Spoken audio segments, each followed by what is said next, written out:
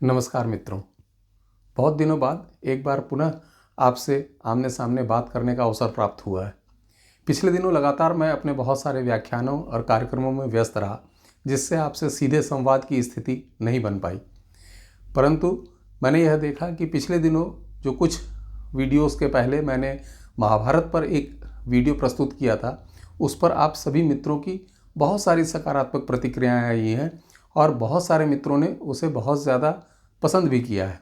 उसके लिए आप सभी का हार्दिक धन्यवाद। वह वीडियो इतना ज़्यादा वायरल हो चुका है कि अब लगभग 8 लाख उसमें व्यूज़ हो चुके हैं। 1.5 लाख से ज़्यादा घंटों तक उसे देखा जा चुका है। उसका वॉच टाइम इतना ज़्यादा है, परंतु फिर भी शायद 3% लोग ऐसे हैं जिन्हें यह वीडियो अच्छा नहीं लगा। आज हम उनके विषय में भी कुछ बातें अवश्य करेंगे, जिससे कि शायद संभवतः मैं उनकी शंकाओं का समाधान कर सकूं और विषय को स्पष्ट कर सकूं, क्योंकि यह जो ज्ञान है ये प्राचीन भारतीय ज्ञान है, यह मेरा ज्ञान नहीं है। मैं इसे केवल आपके सामने यथारूप में प्रस्तुत करने का प्रयास कर रहा हूं। और जैसा कि एक कमेंट में एक सज्जन ने यह भी लिखा है कि हम आपकी बात ही क्यों माने। बिल्कुल मेरी बात मानने की आवश्यकता नहीं है।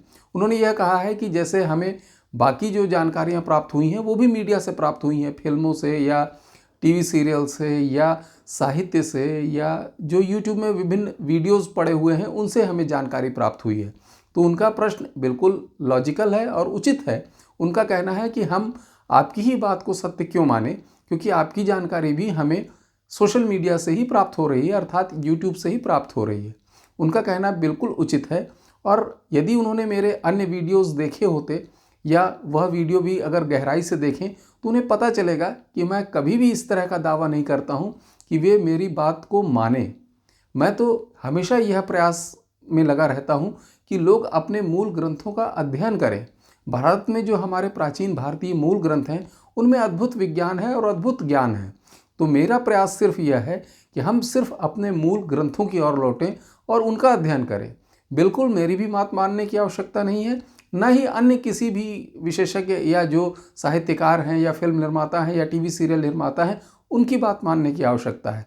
स्वयं समय निकालें, स्वयं उन ग्रंथों का अध्ययन करें और स्वयं अपने निष्कर्ष पर पहुँचें। और मैं आपको बताकर यह गौरवान्वित भी महसूस करता हूँ, अनुभव करता हूँ कि मेरे इस वीडियो के बाद बहुत सारे लोगों ने, सैकड़ों की संख्या में मेरी जानकारी में ऐसे लोग हैं जिन्होंने मूल महाभारत अर्थात महर्षि वेदव्यास रचित महाभारत का अध्ययन आरंभ किया है और श्रीमद् भगवद गीता का अध्ययन आरंभ किया है।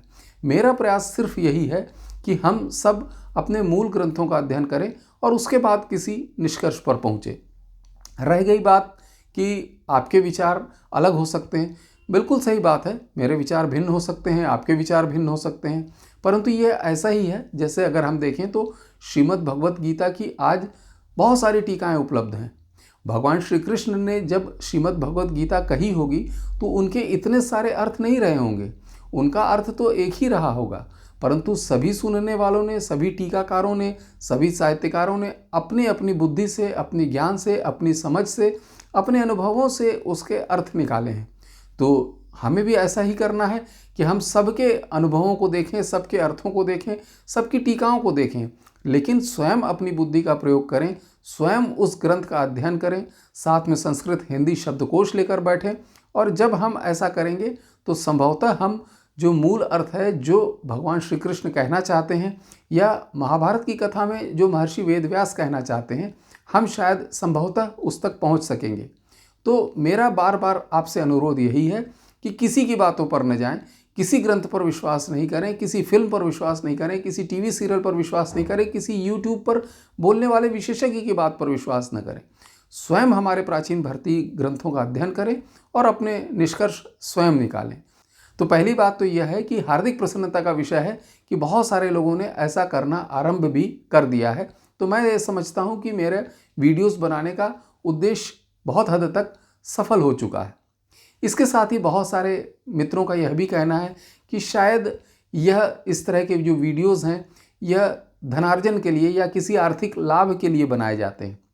मैं बिल्कुल स्पष्ट करना चाहूँगा, आप मेरे सब्सक्राइबर्स की संख्या देख सकते हैं, मेरे वॉच टाइम को देख सकते हैं, जिसके अनुसार मैं काफ़ी समय पूर्व ही यूट्यूब के अनुसार एलिजिबल हो चुका हूँ मोनेटाइजेशन के लिए।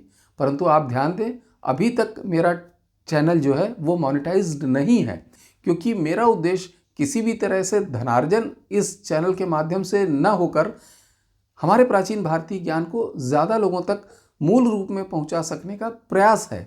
और मैं इस प्रयास में लगा हूं और मैं ऐसा अनुभव कर रहा हूं कि मैं इस प्रयास में काफ़ी हद तक सफल भी हो रहा हूं, क्योंकि बहुत सारे लोगों की सकारात्मक प्रतिक्रियाएं आ रही हैं और बहुत सारे लोगों ने मूल ग्रंथों का अध्ययन भी आरंभ कर दिया है। तो बिल्कुल यह न समझें कि किसी भी तरीके से यह वीडियो या यह चैनल धन उपार्जन के लिए बनाया गया है। यह चैनल अभी तक मोनेटाइज्ड नहीं है। इस चैनल में आप किसी तरह का, मैं किसी एफिलिएट लिंक का या किसी प्रोडक्ट का विज्ञापन करता हुआ आपको नहीं दिखता हूँ। मैं केवल और सिर्फ अपने प्राचीन भारतीय ग्रंथों में जो विज्ञान वर्णित है, जो ज्ञान वर्णित है, उसके विषय में ही बात करता हुआ आपको दिखाई देता हूँ। और साथ ही साथ मैं आपको यह कहना भी चाहता हूँ कि मेरा उद्देश्य सिर्फ यह है कि आप मूल ग्रंथों का स्वयं अध्ययन करें। बहुत सारे प्रश्न आए हैं, बहुत सारे टीका टिप्पणियाँ भी लोगों ने की हैं। हर प्रश्न का उत्तर दे पाना तो संभव नहीं है, इसलिए संक्षेप में मैं कुछ जो महत्वपूर्ण प्रश्न हैं जो बार बार पूछे गए हैं उनका उत्तर देने का प्रयास करता हूँ। वैसे तो मेरा यह कहना यह है कि बहुत सारे वीडियोस, बहुत सारे इन सब के जो प्रश्नों के उत्तर मैं पुराने वीडियोस में देख चुका हूँ। यदि वे थोड़ा सा समय निकालें एवं मेरे पुराने अन्य वीडियोस को भी देखें तो बहुत सारे प्रश्नों के उत्तर उनको मिल जाएंगे। जैसे कि एक प्रश्न तो यही है जो बहुत लोगों ने पूछा है कि यदि कौरव सही थे तो भगवान श्री कृष्ण ने पांडवों का साथ क्यों दिया। इस विषय में एक वीडियो मैं पूर्व में ही प्रस्तुत कर चुका हूँ, परंतु संक्षेप में मैं फिर से यहाँ पर बताना चाहता हूँ कि भगवान श्री कृष्ण ने पांडवों को नहीं चुना था, पांडवों ने भगवान श्री कृष्ण को चुना था। आपको कथा से अच्छे से मालूम है कि दुर्योधन और अर्जुन दोनों गए थे भगवान श्री कृष्ण के पास युद्ध के पूर्व सहायता मांगने के लिए। उस समय भगवान ने कहा था कि एक तरफ मैं रहूँगा निहत्था, मैं हथियार नहीं उठाऊँगा, और दूसरी ओर मेरी सेना रहेगी। और अर्जुन को पहले चुनने का अवसर मिला था। अर्जुन चाहता तो उस समय सेना को चुन सकता था, और यदि अर्जुन ने सेना को चुना होता तो भगवान सहर्ष कौरवों की तरफ से युद्ध में भाग लेते। परंतु चूंकि अर्जुन ने भगवान श्री कृष्ण को चुना, क्योंकि वह यह जानता था कि यह सामान्य व्यक्ति नहीं है, ये साक्षात भगवान है, इसलिए भगवान पांडवों की तरफ से युद्ध में सम्मिलित हुए। और भगवान श्री कृष्ण ने स्वयं श्रीमद् भगवद गीता में कहा है कि मुझे ना तो कोई प्रिय है और ना ही कोई अप्रिय है। इसलिए यह कहना कि भगवान पांडवों की तरफ आए ऐसा नहीं है। चूँकि अर्जुन को अच्छे से ज्ञात था कि यह साक्षात भगवान है, इसलिए अर्जुन ने ही भगवान श्री कृष्ण को चुना। दूसरी बात यह है कि जो भीष्म पितामह और जो वरिष्ठ जन थे सभा में, जैसे द्रोणाचार्य या विदुर, उनके द्वारा जो प्रमाण प्रस्तुत किए गए थे जिसमें अधिक मास की गणना का उल्लेख है, उसके द्वारा यह तय हो चुका था कि पांडवों को उनका राज्य मिलना चाहिए, क्योंकि वे अपना 13 वर्ष का समय व्यतीत कर चुके हैं। और चूँकि हम सामान्य नियमों से, सामान्य कानून से, संविधान से यह जानते हैं कि जब संपत्ति का विवाद होता है और न्यायालय से फैसला एक पक्ष में आ जाता है, तो जो भी प्रशासनिक अधिकारी होते हैं उनका यह कर्तव्य होता है कि जिस व्यक्ति के पक्ष में फैसला आया है उस व्यक्ति को उस संपत्ति का अधिकार वो दिलवाएं। परंतु चूंकि हम जानते हैं कि जो निर्णय है वो पांडवों के पक्ष में आ चुका था, भीष्म पितामह जैसे वरिष्ठ जनों के जो प्रमाण प्रस्तुत किए गए थे अधिक मास से संबंधित, उसके कारण तो भगवान श्री कृष्ण यह जानते थे कि अब जो निर्णय है पांडवों के पक्ष में आने के कारण पांडव अब संपत्ति के अधिकारी बन चुके हैं, और इसलिए भगवान श्री कृष्ण ने पांडवों का साथ दिया। जिन मित्रों ने अभी तक वह वीडियो न देखा हो उसे विस्तार से वे इस चैनल में देख सकते हैं, जिसकी लिंक मैं ऊपर आई बटन में एवं नीचे डिस्क्रिप्शन बॉक्स में दे दूंगा। दूसरी बात अधिक मास की गणना से संबंधित आई है। बहुत सारे मित्रों का यह कहना है कि अधिक मास की गणना जो भीष्म पितामह ने बताई वह तो सही ही थी, भीष्म पितामह गणना में गलती क्यों करेंगे। बिल्कुल ऐसी बात नहीं है, ना ही मैं ये कह रहा हूँ कि भीष्म पितामह ने गणना में कोई गलती की है। भीष्म पितामह ने तो गणना की ही थी, लेकिन उन्होंने जो गणना की थी वो अधिक मास को जोड़ते हुए की थी। वहाँ पर प्रश्न यह था कि जो पहले शर्त रखी गई थी वो 12 वर्ष के वनवास और 1 वर्ष के अज्ञातवास की थी, परंतु वो जो गणना की गई थी वो कुल 13 वर्षों की गणना करके यह बताया गया था कि पांडवों के 13 वर्ष पूर्ण हो चुके हैं, इसलिए इनका संपत्ति पर अधिकार बनता है। मेरा ऐसा कोई दुराग्रह नहीं है कि आप किसी एक गणना को सही माने, यहाँ पर सही गलत का प्रश्न ही नहीं है। जो गणना अधिक मास की गई थी वो तो सही थी ही। प्रश्न यह है कि जब शर्त रखी गई थी तो शर्त 13 वर्षों की न होकर 12 वर्ष और 1 वर्ष के अज्ञातवास की थी। तो यह निर्णय आप स्वयं लें, उस गणना को देखें। यदि आप स्वयं उस स्थिति में होते और यदि आपकी संपत्ति होती, यदि आपकी भूमि होती, तो क्या निर्णय उचित होता, यह निर्णय मैं आपके ऊपर छोड़ता हूँ। मैं इस संबंध में कोई भी दावा प्रस्तुत नहीं कर रहा हूँ।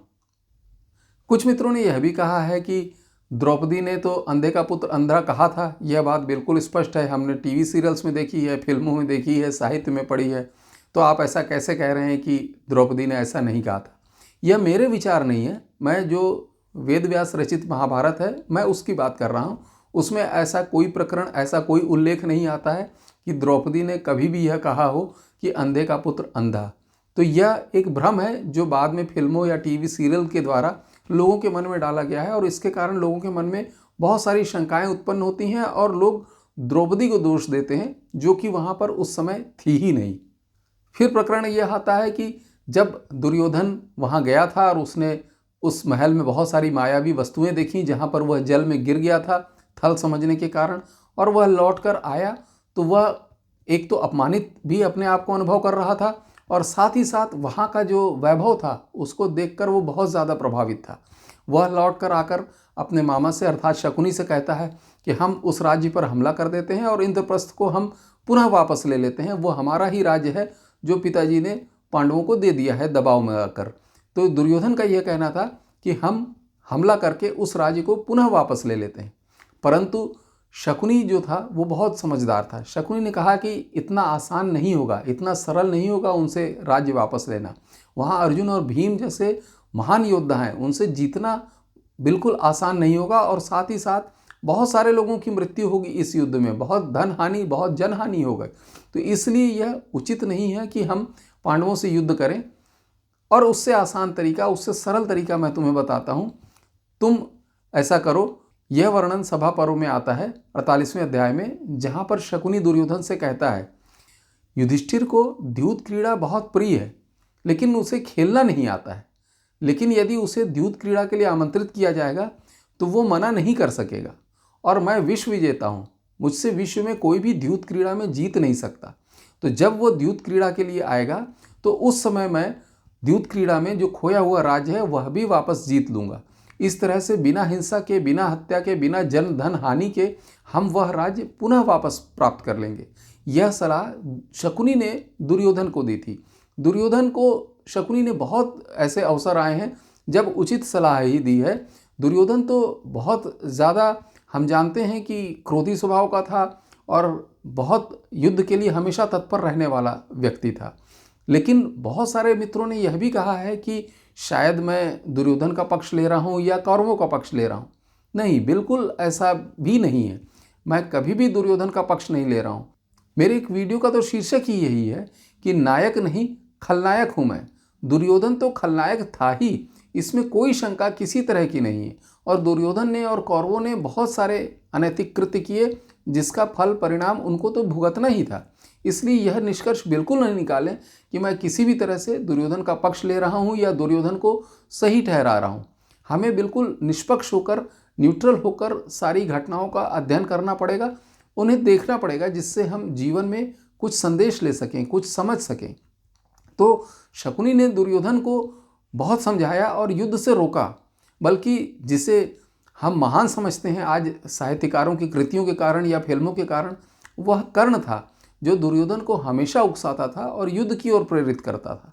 तो अगर महाभारत के अनुसार हम देखें तो जो महाभारत का असली विलेन है, जो असली खलनायक है, वह तो कर्ण है, वह शकुनी नहीं है। हालांकि यह बात भी बहुत सारे मित्रों को आपत्तिजनक लग सकती है, क्योंकि आज तक वो साहित्यिक कृतियों में यही पढ़ते आए हैं कि कर्ण तो बेचारा था, बहुत बड़ा महारथी था, बहुत दानवीर था, उसके साथ बड़ा अन्याय हुआ, वह सूत पुत्र था। लेकिन वेद व्यास महाभारत में ऐसा नहीं है। इसीलिए मैं बार बार कहता हूँ कि एक बार वेद व्यास महाभारत का अवश्य अध्ययन करें। साथ ही साथ जो सूत पुत्रों वाला जो वर्णन है, जो बार बार कर्ण के संदर्भ में लिया जाता है कि कर्ण के साथ अन्याय इसलिए हुआ क्योंकि कर्ण सूत पुत्र था। तो सूत पुत्र कौन होते हैं, इस विषय में भी एक वीडियो मैं पूर्व में पोस्ट कर चुका हूँ, जिसकी लिंक मैं ऊपर आई बटन में और नीचे डिस्क्रिप्शन बॉक्स में दे दूंगा, जहाँ पर आप क्लिक करके देख सकते हैं, जिससे प्रमाणित होगा कि सूत पुत्रों के साथ किसी भी तरह का भेदभाव या अन्याय नहीं किया जाता था। इसके साथ ही जो वीडियो के अंत में एक बात आई थी कि दुर्योधन और कौरवों को स्वर्ग मिला था और पांडव नर्क में गए थे, तो पहली बात तो ज़्यादातर लोगों को यह बात विश्वास ही नहीं होती कि ऐसा भी हुआ होगा। तो बहुत सारे लोग तो ये कहते हैं कि नहीं नहीं, दुर्योधन और कौरव तो स्वर्ग कैसे जा सकते हैं, वे तो नर्क ही गए थे। और ऐसा ही युधिष्ठिर को भी लगा था। जब पहली बार युधिष्ठिर ने दुर्योधन को स्वर्ग में देखा तो उसे बड़ा आश्चर्य हुआ कि ये लोग स्वर्ग में कैसे हैं। तो यह वर्णन हमें वेदव्यास महाभारत में मिलता है, जिसमें बिल्कुल स्पष्ट है कि दुर्योधन और कौरव पहले स्वर्ग गए थे और पांडव नर्क गए थे। लेकिन बहुत सारे मित्रों ने कहा है कि आपने आगे की कहानी नहीं बताई, परंतु आगे की कथा मैं बताता हूँ। वो महत्वपूर्ण नहीं है, महत्वपूर्ण यह है कि हमें उस महाभारत कथा से जो संदेश मिलता है वो ग्रहण करना है। महाभारत कथा का संदेश हमें कर्म फल के बारे में बताता है कि कर्म का फल हमें आता ही है और वो हमें भोगना ही पड़ता है। तो महत्वपूर्ण यह है कि महाभारत में ऐसा वर्णन आता है कि दुर्योधन और कौरव इसलिए स्वर्ग गए क्योंकि वे अपने अधिकार के लिए एक क्षत्रिय की तरह से युद्ध करते रहे। उन्होंने अपने धर्म का पालन किया और उस धर्म के पालन के कारण उन्हें अपने प्राण भी त्यागने पड़े, परंतु उन्होंने क्षत्रिय धर्म का पालन किया और वे अंतिम समय तक अपने अधिकार के लिए लड़ते रहे, इसलिए उन्हें स्वर्ग मिला। लेकिन महत्वपूर्ण यह भी है कि दुर्योधन और कौरवों ने बहुत सारे अनैतिक कृत्य भी किए थे। जो गलत कार्य किए थे उसका भी फल उनको भुगतना ही था। तो यह भी वर्णन महाभारत में आगे आता है कि बाद में उन्हें उनके कर्मों के लिए नर्क भोगना पड़ा और पांडवों को जो उनके अच्छे कार्य थे उसके लिए उन्हें स्वर्ग मिला। लेकिन हमारे लिए जो संदेश है, जो हमें समझना है, वह समझना यह है कि जो हम कर्म कर रहे हैं उसका फल अवश्य आएगा और हमारे कर्मों के अनुसार ही आएगा। और मॉरल ऑफ द स्टोरी यह है कि यह कर्म फल का सिद्धांत ही कार्य करता है और यह समझना हमारे लिए बहुत महत्वपूर्ण है। तो यह बात बिल्कुल स्पष्ट है कि महाभारत कथा के अनुसार दुर्योधन और कौरवों को पहले स्वर्ग मिला था, इस विषय में कोई भी शंका नहीं है। और कुछ मित्रों ने तो बिल्कुल स्पष्ट लिखा है कि उन्होंने मूल महाभारत का अध्ययन नहीं किया है, परंतु वो ये कहते हैं कि उनके दिमाग में जो एक छवि बनी हुई है, उनके मन में जो महाभारत की कथा के बारे में एक धारणा बनी हुई है, जो फिल्मों से है, टीवी सीरियल से है या साहित्यकारों की कृतियों से है, तो वे यह कहते हैं कि वो आसानी से अब हम उससे दूर नहीं हो सकते। तो हम आपकी बात, हमने हालांकि महाभारत का अध्ययन नहीं किया है, लेकिन फिर भी हम आपकी बात नहीं मानेंगे। मैं इस विषय पर भी पहले कई वीडियोस पोस्ट कर चुका हूं कि हम किसी भी विषय को क्यों नहीं मानना चाहते हैं जब हमें पता चलता है कि जो हम आज तक जानते हैं वो गलत है। इसे मनोविज्ञान में कॉग्निटिव डिसोनेंस कहा जाता है। जब हमको पता चलता है कि आज तक जो हम जानते आ रहे हैं वे बातें गलत हैं, तो हमारे मन में बेचैनी होती है और इसलिए हम उन बातों को स्वीकार नहीं करना चाहते। परंतु मेरा यह कहना है कि ईश्वर ने हमें बुद्धि प्रदान की है और हमारे पास मूल ग्रंथ उपलब्ध हैं, तो हम उसे पढ़ें, किसी की कही सुनी बातों पर विश्वास न करें। और बहुत ज़रूरी नहीं है कि कोई बहुत बड़ा साहित्यकार है, कोई बहुत बड़ा टीवी सीरियल या फिल्म निर्माता है तो वह सही बातें ही प्रस्तुत कर रहा होगा। और अभी तो वर्तमान समय में बहुत सारे नए साहित्यकार आ गए हैं, युवा साहित्यकार आ गए हैं, जो इस विषय पर बहुत सारी ऐसे जो पुस्तकें हैं वो लिख रहे हैं, जो अगर हम देखें तो नई जो काल्पनिक कथाएं रहती हैं उसके तरह से प्रतीत होती हैं। और वो इस बात को छुपाते भी नहीं हैं, वो ये कहते हैं कि यह माइथोलॉजिकल फिक्शन है, अर्थात वो ये कहते हैं कि यह काल्पनिक है, लेकिन चूंकि वो लोकप्रिय हों, ज़्यादा लोगों तक पहुँचे, इसलिए वो इस तरह के चरित्र गढ़ रहे हैं, इस तरह की कहानियाँ बना रहे हैं, जैसे कि ऐसा लगता है कि किसी हॉलीवुड की मूवी का वो वर्णन कर रहे हैं। परंतु लाख रुपए का प्रश्न ये है कि क्या हमें किसी भी साहित्यकार को या किसी भी फिल्म निर्माता को या किसी भी टीवी सीरियल निर्माता को इस बात की इतनी छूट देना चाहिए कि वे हमारे मूल ग्रंथों में किसी भी तरह का परिवर्तन कर सकें, सिर्फ यह कहते हुए कि यह तो काल्पनिक है। मैं व्यक्तिगत रूप से समझता हूं कि हमें इस तरह की छूट किसी भी साहित्यकार को या फिल्म निर्माता को नहीं देनी चाहिए। वे यदि कोई अपनी कृति लिखना चाहते हैं, बहुत सारे ऐसे साहित्यकार हुए हैं, प्रसिद्ध 1-2 ग्रंथ ऐसे हैं जिसमें महाभारत पर आधारित कथाएं लिखी गई हैं, कालजयी रचनाएं हैं, अद्भुत साहित्य है उनमें, इसमें कोई दो मत नहीं है।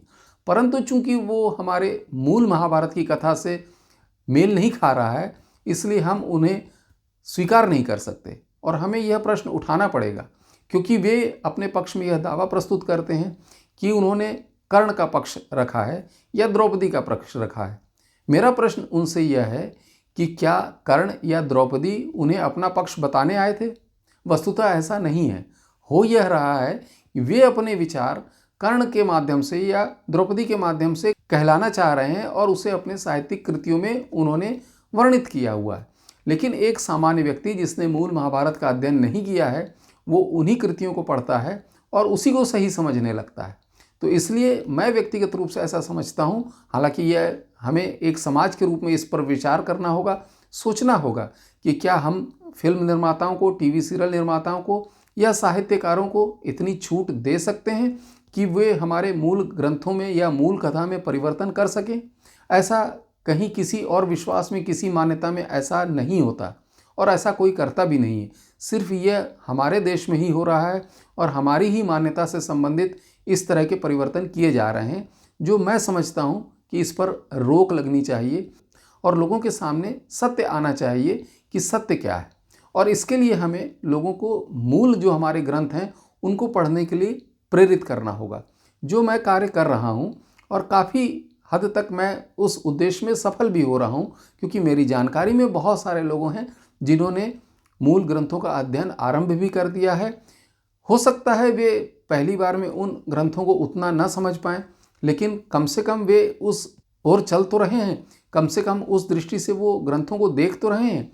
तो मैं ऐसा समझता हूँ कि भविष्य में अगर हम इस तरह से सबको प्रेरित कर सकेंगे और सभी लोग अपने मूल ग्रंथों का स्वयं अध्ययन करने लगेंगे, तो एक समय ऐसा अवश्य आएगा जब हम अपने मूल ग्रंथों की भावना को समझ सकेंगे, जो हमारे लिए संदेश हैं, जो ऋषि मुनियों ने हमारे लिए गूढ़ार्थ छोड़े हैं। जब हम उनको समझ सकेंगे, जब भगवान श्री कृष्ण ने एक पूरी मनुष्य जो समुदाय है उसके लिए एक अद्भुत ग्रंथ प्रस्तुत किया है, जब हम उनको समझ सकेंगे तो हमारा जीवन बिल्कुल परिवर्तित हो जाएगा।